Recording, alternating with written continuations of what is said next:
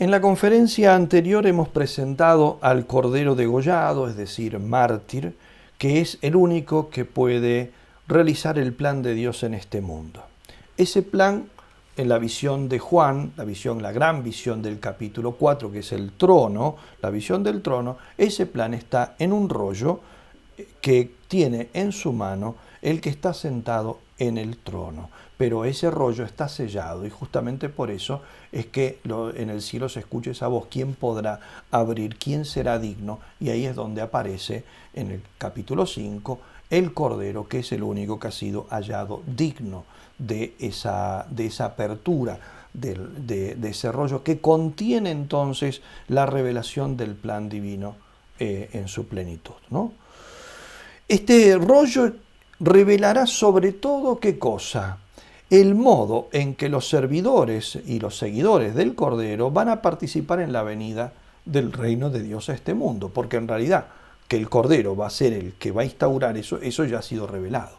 Lo que aquí falta que se revele es el modo en que los seguidores del Cordero, ya que como también expliqué en la conferencia anterior, no conquista solo, sino que se forma un ejército, un pueblo fiel que lo ayudará en esa victoria, esa conquista de este mundo de engaño y mentira, para que reine la verdad que Juan ha visto que está plasmada en los cielos, ¿no? Este rollo entonces está sellado con 7 sellos. Juan ve que se abre uno por uno y aparece una serie de acontecimientos. Algunos piensan que justamente cada apertura de cada sello y las cosas que ocurren ahí son lo que es el contenido del rollo. Pero como explican algunos exégetas, sobre todo Baucan, a quien más he seguido en muchas de estas interpretaciones, estos no serían justamente lo que Juan va describiendo, la apertura de cada rollo, el contenido propiamente del rollo, sino los eventos que van precediendo su apertura definitiva y que preparan la revelación del contenido del rollo en sí mismo. El rollo, una vez abierto, lo volvemos a encontrar. Aquí estamos nosotros, entonces, capítulo 6. Lo volvemos a encontrar en el capítulo 10. En el capítulo 10, en el momento en que estamos ya en la segunda serie de juicios, vuelvo a recordar esto, hay 3 series de juicios, en realidad hay 4, pero de una, la que correspondería a la verdadera tercera, que son los 7 truenos, de ella no se nos dice el contenido. Por lo tanto, de los que nosotros conocemos son 3. La primera serie, que son los 7 sellos, con la apertura de cada uno de ellos, con las calamidades que afectan al 25% de la tierra y de sus habitantes. Luego vienen las 7 trompetas, que afectan al 30%, a la tercera parte de la tierra y de sus habitantes. Finalmente, la última serie, las copas, que se derraman sobre la tierra, que afectan a toda la tierra y que todos coinciden. Esa indica el juicio final. Los otros 2 juicios son juicios preparatorios, son juicios de advertencia para que los hombres se arrepientan antes del final. Ya en la última serie, justamente como no tiene límite, indica el juicio de retribución definitivo. Pues bien, entonces, al final de la segunda serie, por lo tanto las trompetas, entre la sexta y la séptima trompeta, la séptima a su vez es la que contiene la nueva serie completa, está dentro de esa última trompeta, ¿no? Las 7 copas están dentro del último trompetazo. Entre medio, entre la sexta y la séptima, hay un intervalo, ¿no? Un intervalo. En ese intervalo tiene lugar una visión en la cual Juan ve un ángel que le muestra ese rollo. Nuevamente aparece el rollo, pero ahora el rollo está abierto. De hecho, el ángel se lo hace comer, se lo hace asimilar a Juan y le dice que tendrá que profetizar evidentemente el contenido de ese rollo. Leo entonces esa visión, que es muy importante. Estamos en el capítulo 10. Por lo tanto, intervalo entre la sexta y la séptima trompeta. Dice así: vi también a otro ángel poderoso que bajaba del cielo envuelto en una nube, con el arco iris sobre su cabeza, su rostro como el sol y sus piernas como columnas de fuego. En su mano tenía un librito abierto, ¿no? En su mano tenía ese librito, es el rollo abierto. Pasamos al versículo 8. Y la voz del cielo que yo había oído me habló otra vez y me dijo: vete, toma el librito que está abierto en la mano del ángel, el que está de pie sobre el mar y sobre la tierra. Fui donde el ángel y le dije que me diera el librito. Y él me dice, toma, devóralo, te amargará las entrañas, pero en tu boca será dulce como la miel.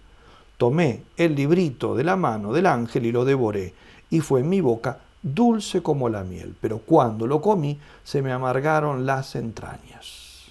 Entonces, versículo 11, me dicen, tienes que profetizar otra vez contra muchos pueblos, naciones, lenguas y reyes. Bien. La comunicación entonces, del contenido del rollo tiene lugar en el interludio entre la sexta y la séptima trompeta. ¿Por qué en este punto, cerca del final de la segunda serie de juicios, ¿no? Y antes de la que en definitiva tendrá lugar, que es las 7 copas que simbolizan el juicio final, el juicio definitivo? La respuesta a este por qué el rollo se le revela a Juan en este momento tiene una importancia capital para entender el sentido del Apocalipsis, o si se quiere mejor, el mensaje central del Apocalipsis para los cristianos. Ya dije entonces que las 3 series de juicios que nos relata el Apocalipsis son la manera en que Dios, ¿no?, ejecuta su voluntad sobre la tierra, ¿no?, o busca que su voluntad sea hecha sobre la tierra, castigando a los hombres, ¿no?, en cada una de las series de juicios, castigando a los hombres que se rebelan contra su voluntad, de modo tal de que estos se conviertan y pasen a hacer la voluntad de Dios en la tierra, ¿no? Ahora bien, los juicios de las 6 primeras trompetas, lo mismo que los 7 sellos que las precedieron, son juicios limitados. Como ya dije, la primera serie de juicios, los sellos, afectan al 25%, 1/4 de la tierra y de los hombres, la segunda a 1/3 de la tierra y de los hombres, y luego nosotros la que tenemos es las 7 copas que afectan a toda la tierra y que ya indican el juicio final. El hecho es que la primera serie de juicios y la segunda serie de juicios, que prácticamente aquí ya está terminada, no han producido el efecto que de misericordia, de conversión y por lo tanto de poder obrar la misericordia de Dios, que Dios buscaba con ellos, ¿no? Como nosotros podemos leer al final del capítulo 9, justo antes de la visión del ángel que acabo de leer. Termina así diciendo, versículos 20 y 21. Pero los demás hombres, los no exterminados por estas plagas, no se convirtieron de las obras de sus manos, no dejaron de adorar a los demonios y a los ídolos de oro, de plata, de bronce, de piedra, de madera, que no pueden ver, ni oír, ni caminar. No se convirtieron de sus asesinatos, ni de sus hechicerías, ni de sus fornicaciones, ni de sus rapiñas. Por eso entonces, hasta ahora entonces no han tenido ese efecto, ¿no? Por lo tanto, nosotros tenemos que los castigos han ido increyendo, pero no han conseguido su efecto. Esto explica por qué, ¿no? En este momento, en ese interludio, ¿no?, cuando el ángel se le aparece, Juan, junto con la voz del ángel, escucha en realidad la que sería la verdadera tercera serie de juicios, porque las copas, que nosotros llamamos tercera serie porque es la tercera que se nos explica cada uno de esos juicios, en realidad es la cuarta. La tercera son 7 truenos que escucha Juan. Dice así el versículo 3, el capítulo 10. Y el ángel gritó con fuerte voz, ese ángel que tiene el rollo abierto, ¿no?, gritó con fuerte voz como ruge el león. Y cuando gritó, 7 truenos hicieron oír su fragor. No es que Juan simplemente escucha 7 truenos, él tiene 7 revelaciones, son 7 visiones proféticas. Juan las ve y las entiende.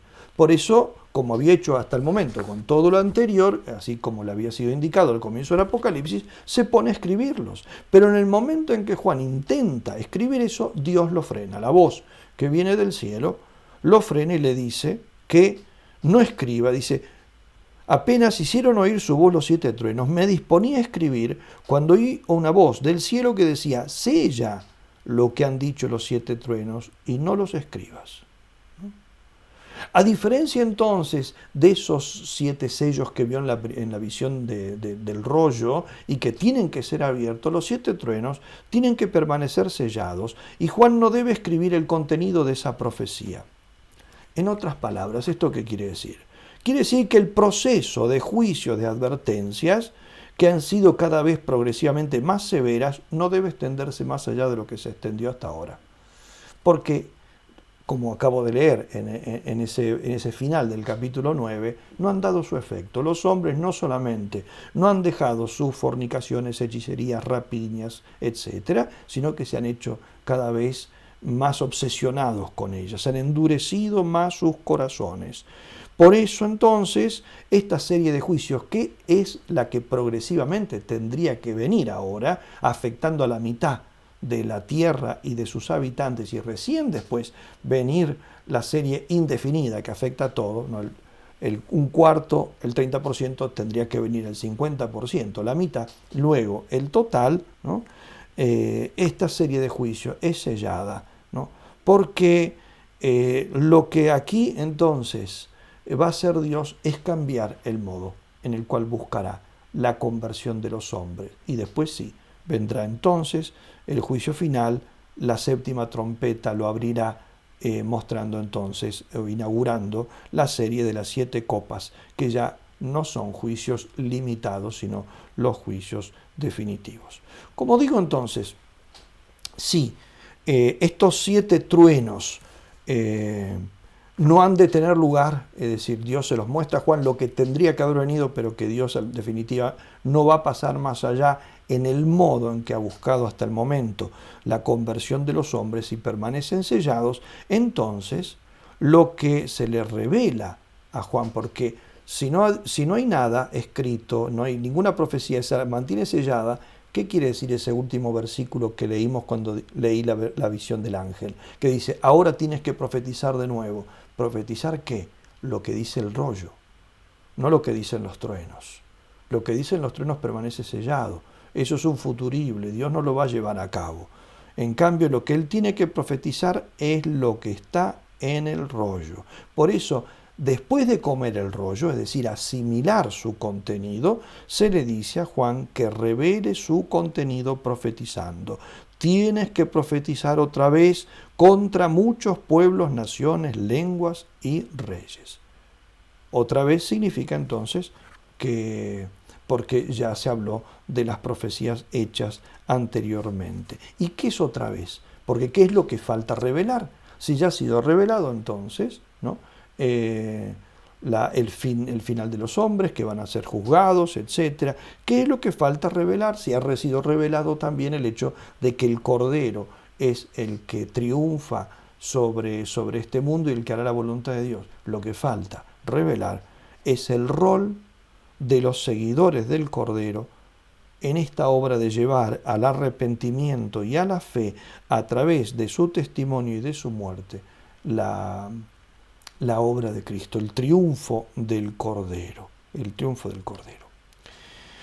El contenido del rollo es revelado resumidamente de modo inmediato en el capítulo 11, los versículos 1 al 13. Y este texto es tan importante que lo vamos a leer juntos, porque aquí se contiene la revelación de la misión de la Iglesia en este mundo.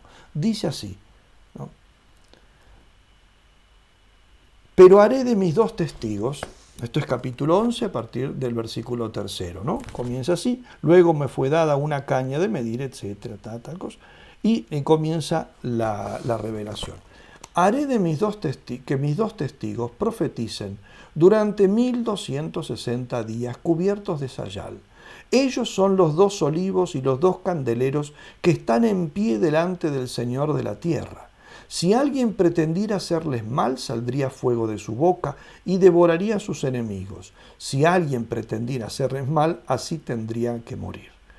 Estos tienen poder de cerrar el cielo para que no llueva los días en que profeticen. Tienen también poder sobre las aguas para convertirlas en sangre y poder de herir la tierra con toda clase de plagas, todas las veces que quieran. Pero cuando hayan terminado de dar testimonio, la bestia que surja del abismo les hará la guerra, los vencerá y los matará. Y sus cadáveres en la plaza de la gran ciudad, que simbólicamente se llama Sodoma o Egipto, allí donde también su Señor fue crucificado. Y gentes de los pueblos, razas, lenguas y naciones contemplarán sus cadáveres 3 días y medio. No está permitido sepultar sus cadáveres. Los habitantes de la tierra se alegran y se regocijan por causa de ellos y se intercambian regalos, porque ellos son 2 profetas. Estos 2 profetas habían atormentado a los habitantes de la tierra. Pero pasados los 3 días y medio, un aliento de vida procedente de Dios entró en ellos y se pusieron de pie. Y un gran espanto se apoderó de quienes los contemplaban. Oí entonces una fuerte voz que les decía desde el cielo: subid acá. Y subieron al cielo en la nube, a la vista de sus enemigos. En aquella hora se produjo un violento terremoto y la 10ª parte de la ciudad se derrumbó, y con el terremoto perecieron 7.000 personas. Los supervivientes, presa de espanto, dieron gloria al Dios del cielo. Este es un texto que aparentemente parece muy complicado, porque une imágenes del Antiguo Testamento que son contradictorias, e incluso une cosas del Nuevo Testamento, también de la vida de Cristo, de la muerte, resurrección de Cristo, que también parecen en sí contradictorias. Pero, sin embargo, es la clave para entender el mensaje del Apocalipsis. No digo todo el libro del Apocalipsis, porque ciertamente te revela muchísimas otras cosas, pero en este texto se revela el mensaje del Apocalipsis, es decir, lo que el Apocalipsis nos dice a nosotros, a los discípulos de Cristo, porque nos está revelando, como explica muy bien, y en este punto lo sigo sustancialmente a Vaughan, porque creo que es el que mejor explica el sentido de este pasaje. Aquí se explica la función que tiene en la obra de la redención, de la instauración del reino de Dios, los seguidores del Cordero, ¿no? Los seguidores del Cordero, ¿no?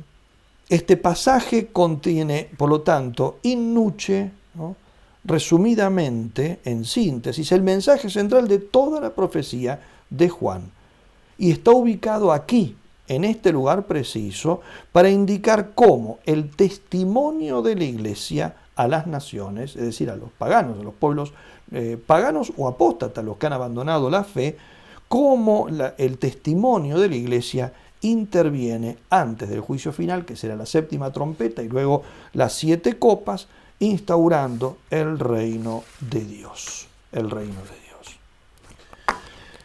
El contenido del librito, entonces, no es lo que nos dice el librito, no es que los fieles cristianos han de sufrir el martirio o que su martirio será su victoria. Estas cosas ya son claras, ya han sido dichas en el capítulo 6, versículos 9 al 11, en el capítulo 7, versículos 9 al 14. La nueva revelación es que su testimonio fiel y su muerte será el instrumento de la conversión del mundo. Y este es el mensaje del Apocalipsis a los cristianos, que su persecución, su testimonio, su martirio o su confesión de fe, su sufrimiento por Cristo, será lo que el aporte, ¿no?, a la obra de Cristo para convertir el mundo. Su muerte, la muerte de los cristianos, muerte que puede ser mística, puede ser a través del sufrimiento, de la calumnia, de la persecución, sin llegar necesariamente en todos a la entrega de la vida física, ¿no? No será solo su propia salvación, la salvación de un mundo que es condenado por el juicio de Dios, sino que contribuirá a salvar a las naciones, es decir, a las personas alejadas de Dios, por lo menos a la mayoría. A la mayoría. El reino de Dios tiene que venir, por lo tanto, entonces, ese reino, el reino que está en el cielo, ¿no? Venga tu reino. Decíamos que el Apocalipsis es casi como la plasmación de las 3 primeras peticiones del Padre Nuestro, ¿no? que tu nombre sea santificado, que se haga tu voluntad en la tierra como en el cielo, que venga tu reino. Ese reinado de Dios, que es el reinado donde se cumple la voluntad de Dios, será instaurado en este mundo por el testimonio sacrificial del pueblo elegido que reconoce la ley de Dios, la voluntad de Dios por encima de todas las cosas, y que llevará con su testimonio martirial a los pueblos rebeldes a reconocer también esa ley. Ese pueblo entonces que tendrá que dar testimonio es ese pueblo de Dios que ha sido forjado de entre todas las naciones justamente en orden a llevar un testimonio profético a todas las naciones, como dice el texto del Apocalipsis, ¿no? Esto es lo que dramatiza de modo simbólico esta historia de los dos testigos, de estos dos testigos misteriosos que después parecen ser identificados, pero no del todo, con Moisés y con Elías, ¿no? Les recomiendo tener presente ahora y abierto delante de ustedes de nuevo el texto que acabo de leerles, capítulo 11 versículos sobre todo 3 al 13, ¿no? Aquí estos dos individuos, ¿no?, estos dos testigos, representan a la iglesia en su conjunto, en su testimonio fiel ante el mundo, ¿no? Este relato entonces no debe ser entendido ni de modo literal, por un lado, que no nos haría entender absolutamente nada, ni tampoco de modo alegórico. Es más bien una parábola, ¿no?, que dramatiza la naturaleza y el desenlace del testimonio de la iglesia. Que los dos testigos simbolicen la iglesia en su función de testigo ante el mundo queda claro al ser designados como los dos candelabros o lámparas, que dice, estos dos son los dos candelabros, ¿no? Versículo 4 de este capítulo. Este símbolo, justamente los candelabros, es el símbolo usado en el primer capítulo del Apocalipsis para simbolizar a las 7 iglesias. Por lo tanto, son la iglesia, simbolizan la iglesia. Ahora bien, ¿por qué son dos? ¿No? ¿Qué sentido tiene que sean dos? Dos no indica que se trate solo de una parte de la iglesia, sino simplemente se elige el número de dos porque es una exigencia bíblica de que un testimonio solo es aceptable cuando es sostenido por dos testigos. Entonces, dos testigos simplemente significa que es un testimonio que vale, un testimonio que tiene valor, que es el que Dios considera suficiente, como se nos dice, por ejemplo, en el Deuteronomio capítulo 19, ¿no? Por eso, son dos, significa simplemente un testimonio válido, pero no son dos personas, ni un grupo pequeño. Es la iglesia en su conjunto, la iglesia, sobre todo la iglesia martirial. Estos testigos por eso son también profetas, son presentados, ellos son profetas. Se dice varias veces esto. Y están modelados al estilo de Elías y de Moisés. Si leemos los relatos del segundo libro de los Reyes, del primer libro de los Reyes, del capítulo 7 del Éxodo, vamos a ver que Moisés y Elías están descritos más o menos con los rasgos que aparecen aquí, pero ellos en realidad no son ni Elías ni Moisés vueltos a la vida, ya que de hecho se atribuye a uno los rasgos de los dos, ¿no? A cada uno de ellos se atribuye los rasgos de los dos en su conjunto. Pero hay cosas, rasgos de Moisés que no tuvo Elías y rasgos de Elías que no tuvo Moisés. Aquí, en cambio, cualquiera de los dos reúne los rasgos de los dos, por lo tanto, quiere decir que no son ninguno de ellos en concreto, sino simplemente es la iglesia que es profética, ¿no? Significa eso. Los dos son el símbolo de los grandes. El más grande de los profetas en realidad es Moisés. De hecho, él dice, vendrá un profeta como yo, preanunciando a Jesucristo, ¿no? Y Elías es el símbolo del profetismo. Y esto es simplemente lo que se quiere anunciar aquí. Es la iglesia profética. No significan, por lo tanto, como alguno ha pensado, la ley y los profetas, pues los dos son presentados como profetas. No es que uno es Moisés y el otro es Elías, los dos son Moisés y Elías. Es decir, una mezcla. Entonces, son símbolos mezclados. Por eso decía antes, si uno quiere sacar todo literalmente, encontrará contradicciones. Porque además ninguno de los dos tiene un rasgo que aquí los dos tienen como algo propio, que es el martirio. Porque ni Moisés ni Elías sufrieron el martirio. Pero, ¿por qué se une el martirio y por qué se dice que son profetas? Porque en tiempos del Nuevo Testamento se pensaba que el martirio es el destino de todo profeta. De todos modos, incluso aquí, el modelo supremo no es el martirio de nadie del Antiguo Testamento, sino el martirio de Jesús, que ellos van a imitar. Por eso esos rasgos que voy a decir, pero esto parece un calco de la muerte, pasión, de la pasión, muerte y resurrección de Cristo, incluso en los días, al tercer día, etcétera. Claro, porque justamente es la iglesia martirial que toma como modelo el martirio de Jesucristo, ¿no? Y ese paralelismo del martirio de Cristo se extiende incluso, no solo lo imitan en el martirio, sino en la resurrección después de 3 días y medio y en la ascensión. Por lo tanto, ¿no?, es la iglesia, ¿no?, que rehace todo el camino martirial de Cristo. Pasión, muerte, resurrección, ascensión, ¿no? Este testimonio es dado ¿dónde? A todas las naciones. Por eso esa expresión tan extraña que se nos dice allí, ¿no?, que el lugar donde han muerto es llamado Egipto, Sodoma, y es también la ciudad donde murió crucificado Jesucristo. Pero todas estas cosas, en realidad, históricamente son contradictorias, ¿no? No puede ser entonces aludir a Jerusalén en primer lugar, porque, a pesar de que se la menciona explícitamente, porque ella nunca es llamada en la Biblia Sodoma y Egipto. Aquí se llama Sodoma y Egipto, y también es la ciudad donde murió Cristo, ¿no?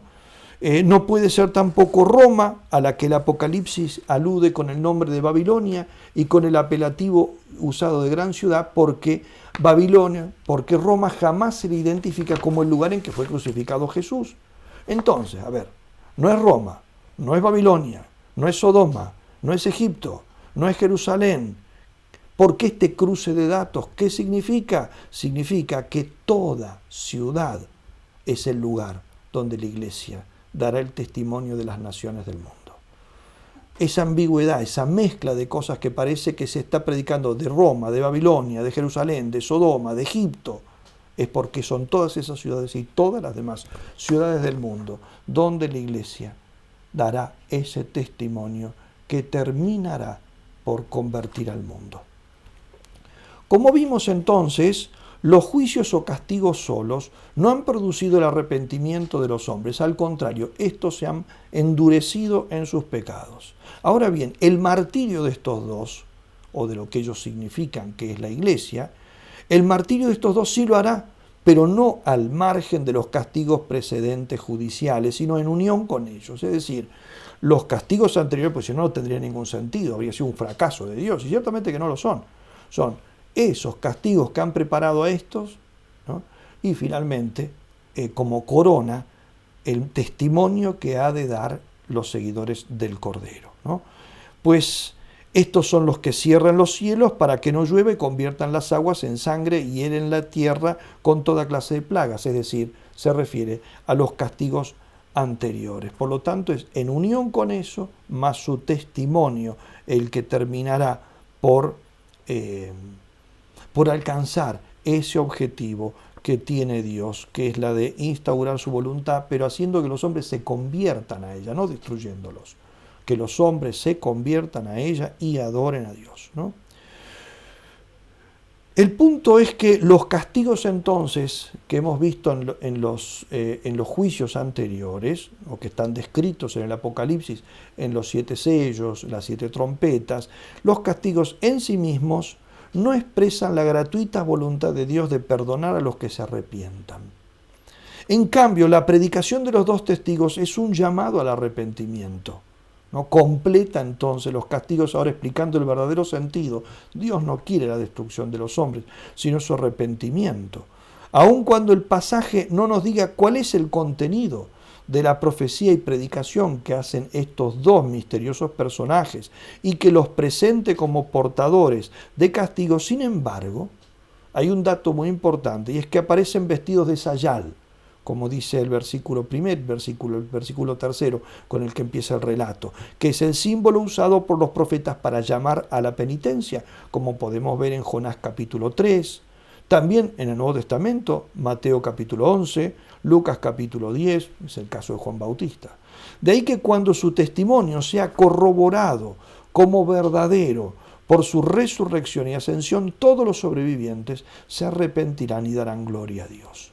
La respuesta de estos corresponde a la invitación que hará poco más adelante el ángel que llama a las naciones. Luego vi otro ángel que, decía con fuerte voz: temed a Dios y dadle gloria, porque ha llegado la hora de su juicio. Adorad al que hizo el cielo y la tierra, el mar y los manantiales de agua. Luego del juicio de las trompetas, ¿no? Luego del juicio de las trompetas, capítulo 9, versículo 20, los sobrevivientes, nos ha dicho el texto y ya lo leí, no se arrepienten. La expresión griega que aparece ahí es hoi loi poi, los sobrevivientes. Esto es importante, ¿no? El juicio de las trompetas, la sexta trompeta, son los 7 sellos más las 7 trompetas, todas esas calamidades han dado por resultado que hoi loi poi, los sobrevivientes, no se arrepienten. En cambio, después de ese temblor de tierra que aparece en la ascensión de los 2 testigos, ¿no? O sea, que acompaña la reivindicación de los 2 testigos, los lleva Dios al cielo, los eleva, usa la misma expresión, hoi loi poi, ¿no? El resto temen a Dios y le dan gloria. Cambia la cosa. O sea, lo que no habían logrado los 7 sellos, lo logran justamente ese testimonio martirial y la reivindicación que hace Dios de ellos al exaltarlos, al resucitarlos y llevarlos al cielo. Por lo tanto, el resultado de la predicación de estos 2 testigos, es decir, de la iglesia martirial es marcadamente universal, ¿no? Y triunfalista. Tengamos en cuenta que en los juicios anunciados por los profetas del Antiguo Testamento se suele decir que el resto de los que permanecen fieles son la 10ª parte de los que escuchan la predicación. Podemos leerlo en Isaías capítulo 6, Amós capítulo 5, el primer libro de los Reyes capítulo 19. Allí, cuando se nos habla de cuántos son los que permanecen fieles, siempre se dice, ¿no? Siempre se dice la 10ª parte. O el número 7.000. 7.000 son, dice en el libro de los Reyes, 7.000 son los únicos que me han permanecido fieles, porque 7.000 es la 10ª parte de 70.000, que simboliza el número completo, la totalidad, ¿no? 70.000, 7 por 10, 7 número perfecto, 10 número perfecto, sería la totalidad. Entonces, 7.000 son solamente la 10ª parte. Los demás, el 90%, todos apostatan.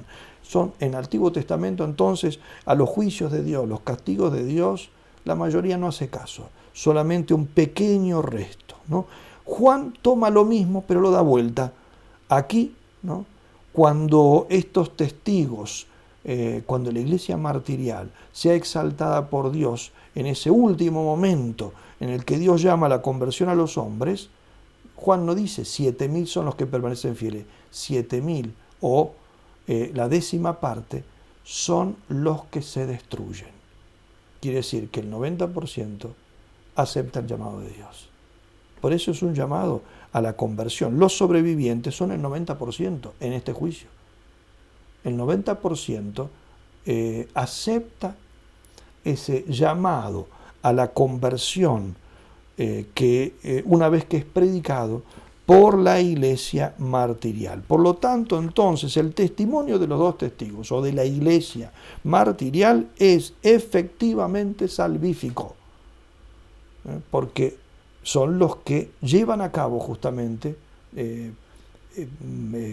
ponen a punto, ¿no? Con su propio martirio, con la participación en el martirio de Cristo, ese martirio de Cristo por el cual todos los hombres se han de salvar, ¿no? Por lo tanto, el nuevo rol del pueblo escatológico de Dios, ¿no? Que es la iglesia, ¿no? Los que son de Dios, es llevar a la fe a las naciones por medio de su testimonio martirial. Este es el mensaje entonces de San Juan. En todo este embrollado y difícil texto, en realidad lo que se nos está diciendo, y con toda claridad, es esto, que el rol, el papel, la función, la misión que tiene el pueblo escatológico de Dios es llevar a la fe a las naciones, a los pueblos paganos o apóstatas, ¿no? Devolverlos a la fe a unos, llevarlos por primera vez a la fe a otros, por medio de su testimonio martirial. Y esto es lo que está escrito en el librito que solo el Cordero es capaz de abrir. Esto es lo que el Cordero, ¿no? Nos revela en definitiva al abrir ese libro. Si los testigos del Nuevo Testamento pueden hacerlo, a pesar de que no lo lograron los del Antiguo, se debe no a que ellos son superiores en santidad a los los grandes santos del Antiguo Testamento, sino que ellos están unidos, asociados a la victoria del Cordero, porque el testimonio que ellos dan en realidad simplemente participa del testimonio del Cordero. Hacen efectivo, como dice San Pablo, completan la obra de Cristo, los sufrimientos, la pasión de Cristo. Ese es el sentido que tiene, ¿no? El sentido que tienen los últimos versículos de ese capítulo 11 no es que los pueblos de la tierra han de ver la resurrección de los mártires de Cristo, ¿no? Cuando dice entonces resucita al tercer día y después los lleva al cielo. Eso no significa, no está profetizando que al final todos los mártires van a resucitar delante de los ojos de todo el mundo, entonces todos se van a convertir, sino que el mundo ha de percibir la participación de los mártires en el triunfo de Cristo sobre la muerte. La asociación, eso es lo que va a percibir, la asociación del martirio, de los mártires, con el martirio del mártir por excelencia, que es Cristo. De hecho, el arrastre que tuvo el testimonio de los mártires de los primeros tiempos, que atrajo a tantos a la fe, radicó en la solidez de su fe en la resurrección de Cristo. Esto fue lo que convenció al mundo pagano de la verdad del testimonio que daban estos mártires. Y eso es lo que vemos en los mártires de todos los tiempos, como sobre todo en los mártires del siglo XX, que han superado en número a todos los mártires de la historia, probablemente. En el relato de los dos testigos están presentes entonces los tres grandes temas simbólicos del Apocalipsis, a los que ya hicimos referencia en nuestras conferencias anteriores: la guerra mesiánica, el nuevo éxodo y el testimonio, pero predomina este último. El tema de la guerra mesiánica, en cambio, entonces va a ser desarrollado en los capítulos que vienen a continuación, capítulos 12 al 14, y muestran justamente entonces ahora el poder que tienen el papel que tienen los cristianos en esa guerra mesiánica, explicando entonces el desarrollo de cómo ha de suceder todo esto. El Apocalipsis exige de sus lectores entonces una participación activa en la guerra divina contra el mal. O sea, está llamando, ese es el mensaje. Por eso cada carta a las 7 iglesias termina con una promesa a los vencedores, si son vencedores porque han luchado. Por lo tanto, los está invitando a luchar y a vencer. O también a los conquistadores, si son conquistadores porque han luchado y han conquistado. Y al final de todo el texto del Apocalipsis se habla justamente de este mismo tema. Dice así: esta será la herencia del vencedor, yo seré Dios para él y él será un hijo para mí. Por lo tanto, una y otra vez, desde las cartas a las 7 iglesias con las que se inaugura el libro del Apocalipsis, como todos estos capítulos que ahora voy a simplemente indicar 2 o 3 líneas, ¿no? Líneas conductoras, como el final, todo el tiempo se nos está hablando de una gran lucha en la cual hay militantes de un lado y militantes del otro, vencidos de un lado, vencedores del otro y triunfadores definitivos de uno solo, que es del lado de Cristo. En los capítulos 12 y 13 del Apocalipsis se presentan por eso los principales enemigos de Dios que deben ser vencidos para allanar el camino de Dios. Se trata de la Trinidad satánica: el dragón o serpiente, principal fuente de oposición a Dios en la Biblia; la bestia del mar, que es el poder político corrompido; la bestia de la tierra, que es el poder religioso pervertido y puesto al servicio de los otros dos, ¿no? En cambio, el cuarto personaje, que es la gran prostituta Babilonia, que representa a la civilización corrompida, apoyada por el poder político corrompido y militar y por la religión también corrompida, recién aparece en el capítulo 17 y tiene un estatuto diverso. Por eso es curioso que no se le dice a los cristianos que la conquisten, sino más bien que huyan de ella, para que no sean corrompidos, ¿no? Salgan de ella, sal, pueblo mío, de ella, para que no te corrompas con sus podredumbres. Es interesante esa diferencia. Debemos luchar contra otros poderes, pero de esa civilización corrompida más bien debemos escapar. O sea, disociarnos de su maldad. No quiere decir entonces que nosotros del mundo no podemos salir, como nos dijo ya San Pablo en la primera carta a los Corintios. Estamos en el mundo y debemos entonces transformar el mundo, pero sin asociarnos a su perversidad. En ese sentido, espiritualmente debemos salir de esta civilización en lo que tiene de corrompida. Estas son las fuerzas entonces que los cristianos como ejército del Cordero deben vencer, ¿no? También se dice en estos capítulos que la bestia hace la guerra a los santos y los conquista. Entonces se llama a los cristianos a conquistar al dragón, la bestia, las dos bestias, etc., ¿no? Pero también en algunos pasajes, como por ejemplo el capítulo 13, versículo 12, se dice que la bestia hace la guerra a los santos y dice que los vence. No quiere decir que la bestia entonces gana unas batallas y los cristianos ganan otras, pero la guerra al final la ganan los cristianos. No, no es eso. No son unas batallas son ganadas por unos, otras batallas ganadas por otros, sino la batalla es la misma, ¿no? Lo que se dice aquí es que los cristianos ganan al ser vencidos. La bestia los vencerá en el plano humano. Es decir, justamente por eso son mártires. Y son mártires porque los han degollado, ¿no? Y si los han degollado, quiere decir que los que ganaron fueron los otros. Son los que se quedaron con la espada en la mano y los otros quedaron con el cuello en el piso. Por lo tanto, han sido martirizados. Pero en ese martirio está su victoria. O sea, la misma batalla es una victoria para unos y una victoria para los otros, pero en dos niveles completamente distintas, ¿no?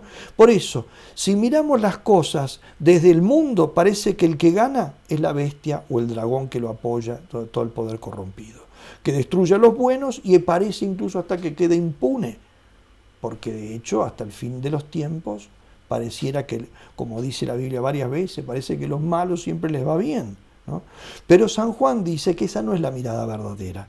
La mirada verdadera es la que tiene lugar desde la perspectiva celestial y ahí la cosa es diferente.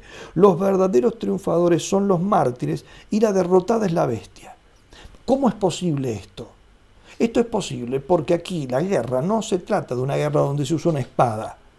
Si usa una espada, evidentemente, ¿no?, vence uno y muere el otro. Pero aquí, ¿no?, es una guerra en la cual, ¿no?, el matar al otro no consiste en quitarle la vida, consiste en hacerlo claudicar de la fe.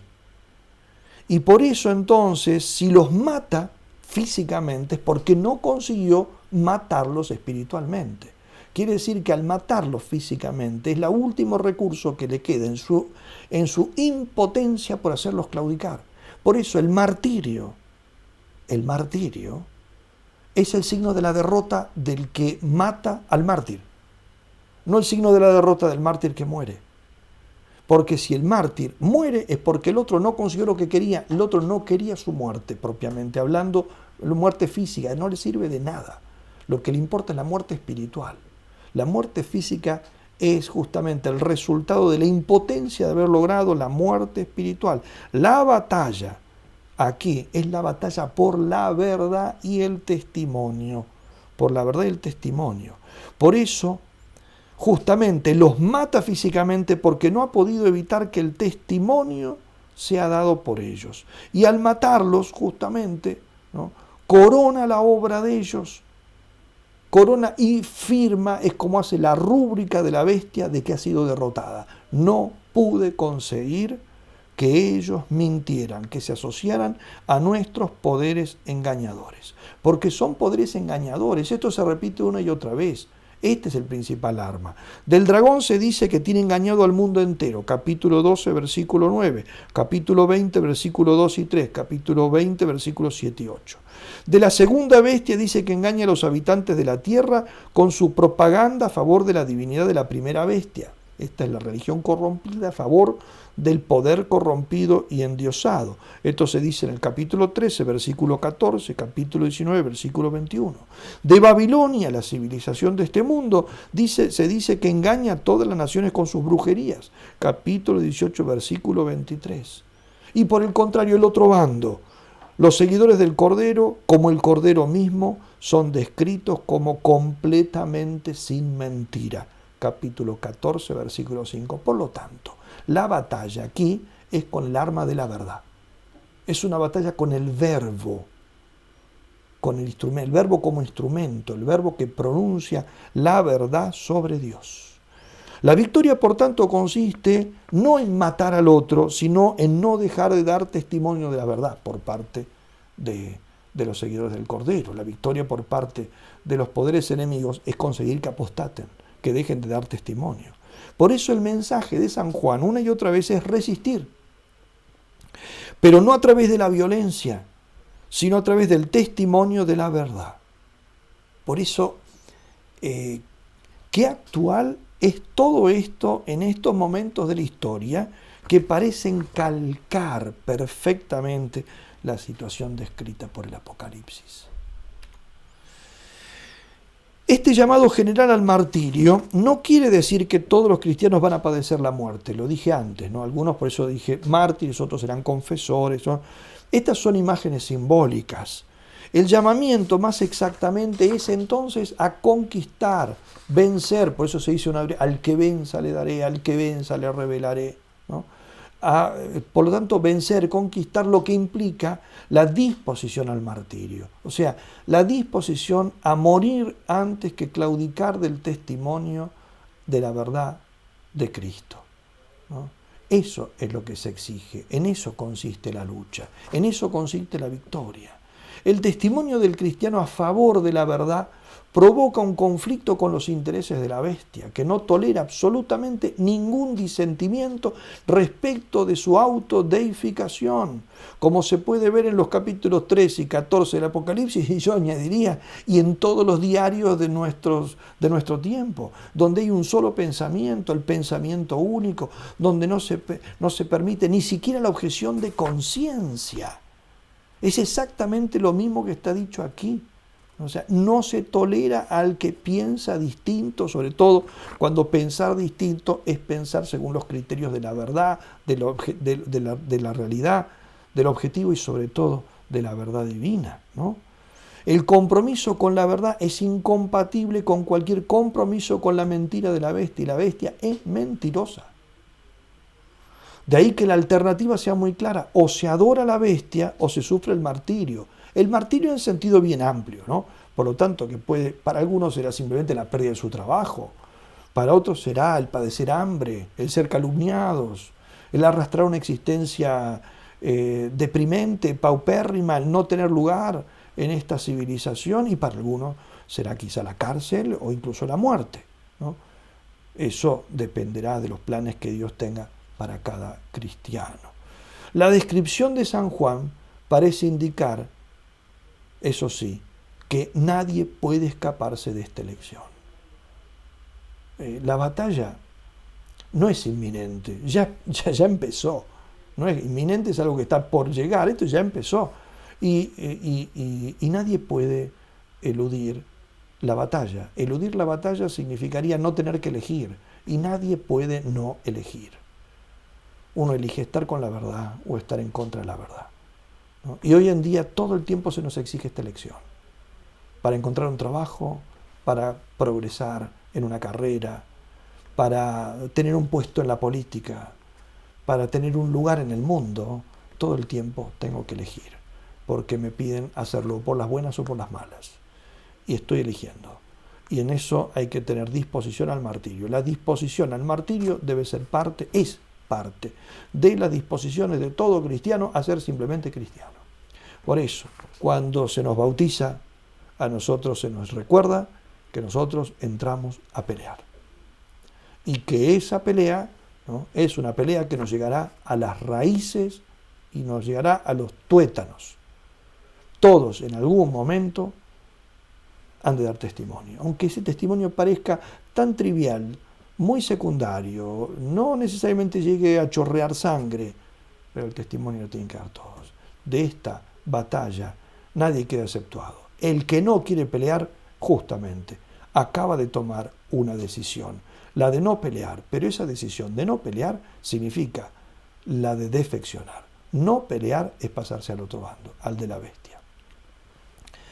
Los capítulos 12 al 14 describen entonces la guerra mesiánica desde la encarnación. La encarnación es lo que viene descrito en el capítulo 12, en la visión de la mujer que aparece en el cielo y que está a punto de dar a luz. Esa es la encarnación. Es una visión cristológica y mariológica, como explican muy bien muchos autores. Desde ahí entonces se nos empieza a describir esa guerra mesiánica que comienza con la encarnación y termina con la parusía, descrita sobre todo en el capítulo 14, versículos 14 al 20. comienza a describir esta guerra con imágenes militares. En el capítulo 13 vemos a la bestia batallando contra los santos. En el 14, versículos 1 al 5, pasamos a ver a los mártires, el ejército del Cordero sobre el monte Sión, celebrando el triunfo en los cielos. Pero al final de esta sección, las imágenes militares dan paso a otras distintas, porque la participación de los seguidores del Cordero en la guerra mesiánica tiene como propósito el llevar a las naciones, como ya lo he dicho un montón de veces, al arrepentimiento y a la fe en el Dios verdadero, lo cual no cuadra ser representado con imágenes de guerra. Las imágenes de guerra parece más bien que llevaríamos al arrastre como un triunfo, digamos, a unos degollados a los que hemos pisoteado. Pero aquí se trata de los que hemos convertido para que sean parte nuestra. Por lo tanto, entonces, para describir esto, Juan pasa a usar otro tipo de imágenes. ¿Y cuáles son esas imágenes? Son las imágenes de la siega escatológica, ¿no? De la gran cosecha, que Juan presenta en dos formas: la siega del grano, capítulo 14, versículos 14 al 16, y la de la vendimia, capítulo 14, versículos 17 al 20. Es una doble imagen que viene del Antiguo Testamento, está tomada del profeta Joel, capítulo 3, donde se dice así: meted la hoz, que está ya madura la mies, venid, pisad, que está lleno el lagar y se desbordan las cubas, porque es mucha su maldad.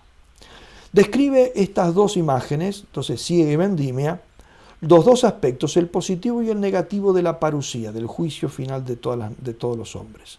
La reunión de los pueblos convertidos en el reino de Cristo y el juicio final de las naciones impenitentes. Así le interpretan, por ejemplo, Bover, Bussi, Bauckham y muchos otros. La vendimia sangrienta es imagen del juicio de los malos, aquí descrito como el gran lagar de la cólera de Dios. Y el vino de la ira de Dios escanciado puro en la copa de su ira. Estos son pasajes del capítulo 14. Es el castigo que Dios da por el vino del furor de su fornicación que Babilonia ha hecho beber a todas las naciones. El vino de Babilonia, ¿qué es? Es el modo corrupto de vida que ella ofrece a las naciones para traerlas a la adoración de la bestia. El vino de Dios que le da a esta es el juicio sobre las naciones, y en esto Juan combina imágenes del profeta Isaías con las del profeta Joel. La imagen, en cambio, de la siega, entonces la vendimia, juicio de los malos, la imagen de la siega del grano es el juicio de los buenos. Por eso, en el capítulo 14, versículo 4, que se nos ha presentado por segunda vez en el Apocalipsis ese grupo misterioso de los 144.000, los mártires vírgenes del Cordero, se los llama a estos primicias para Dios y para el Cordero. Todo judío entendía perfectamente que las primicias eran las primeras gavillas de la cosecha que se cortaban antes del resto, ¿no? Y que se ofrecían a Dios como un sacrificio. Por ejemplo, así lo podemos leer en el libro del Levítico. Es decir, estos 144.000 que simbolizan en este caso a los mártires redimidos de entre todas las naciones, son ofrecidos a Dios como las primicias de las cosechas de entre todas las naciones, que serán las que después se incorporarán justamente como fruto de ese testimonio martirial, se convertirán. Ellas son primicias, son simplemente una partecita. Su testimonio martirial, 144.000, no es el número, es un número perfecto. O sea, la totalidad de todos los mártires son las de mártires, confesores, todos los que han sufrido por Cristo, son las que arrastrarán con su ejemplo la conversión de esa enorme multitud de hombres y mujeres, de naciones enteras, o como dice el Apocalipsis, pueblos, naciones, tribus, ¿no? Hay una importante diferencia entre ambas imágenes, entonces, la de la vendimia de los malos, la siega de los buenos. Pero Juan ciertamente describe el final de la historia con dos imágenes que son contrastantes. Una positiva para los buenos, la siega de la tierra; una negativa para los malos, la vendimia. Como la vendimia exprime el fruto de la vid, y el fruto de la vid simboliza la sangre, es como si fuera un aplastamiento de todos los que se han opuesto a Cristo. Resumiendo todo lo dicho, ¿no? La obra del Cordero es, como ya hemos insistido, instaurar el reino de Dios, es decir, la voluntad de Dios en la tierra. Eso que Juan ha visto en el cielo y que en la tierra no se quiere cumplir, el Cordero lo hará real en la tierra. Este establecimiento se realiza en 3 etapas. La primera, el Cordero con su muerte sacrificial alcanza una victoria total y definitiva sobre el pecado y el mal. La segunda es el resultado de esa primera. Como resultado, ¿no?, Él se forma un pueblo elegido a través de cuyo testimonio martirial predica de modo efectivo la conversión a todas las naciones. El resultado será la aceptación y adoración de Dios por parte de algunos y la impenitencia de parte de otros. Lo que se nos dice en el capítulo 11 es que esos algunos que aceptan la conversión son la mayoría. Tan fuerte es el testimonio, eso es lo que quiere subrayar. Es tan fuerte el testimonio del martirio de Cristo y de los que se asocian a Él, que la mayoría será arrastrado por Él, ¿no? Y la tercera etapa es la relatada en los capítulos 17 al 20, la venida victoriosa contra los impenitentes que por fin vienen a hacer la guerra, los que no aceptarán ese testimonio, ¿no?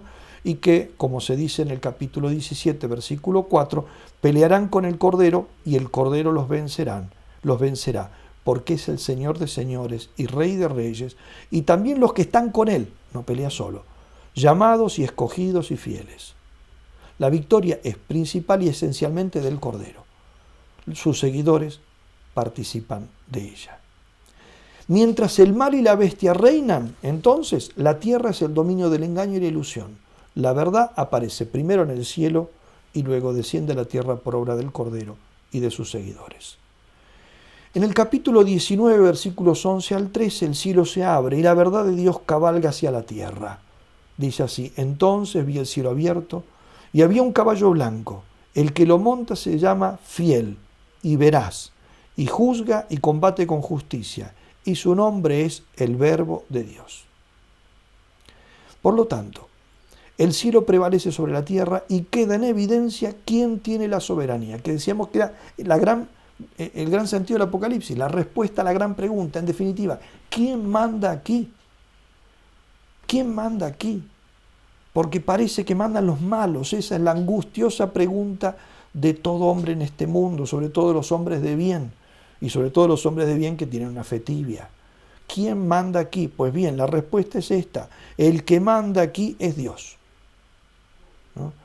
Y tal es la razón por la cual se le dan a Cristo tantos nombres diversos en este pasaje, 3 nombres distintos en un solo versículo, ¿no?